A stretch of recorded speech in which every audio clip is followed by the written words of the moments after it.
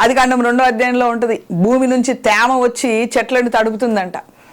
Noah sudden గా వచ్చి, అరే బాబు దేవుడు ఉగ్రత వస్తుంది, వర్షం వస్తుంది, వరదలు వస్తాయంటే పక్కపక్కన నవ్వేశారు. నువ్వెవడరా బాబు వర్షం అంటావు, అసలు వర్షం అంటే ఏంది, వరదలంటే ఏంది, అసలు మాకు తేమే తెలుసు కానీ భూమి మీదకి నీళ్ళు రావడం మాకు తెలియదు అని వాళ్ళందరూ కూడా నవ్వేశారు.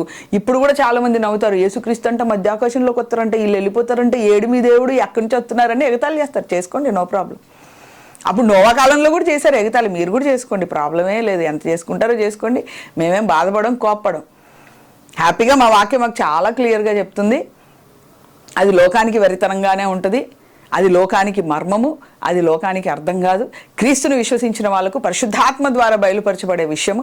ఒకవేళ నమ్మిన వారికి నమ్మినంతగా, నమ్మిన వారు ఖచ్చితంగా ఎత్తబడతారని వాక్యం చెప్తుంది. దానికి సూచనలు కూడా ఉన్నాయి. నోవా కాలం యొక్క మంచి ఎగ్జాంపుల్ కూడా మనకుంది.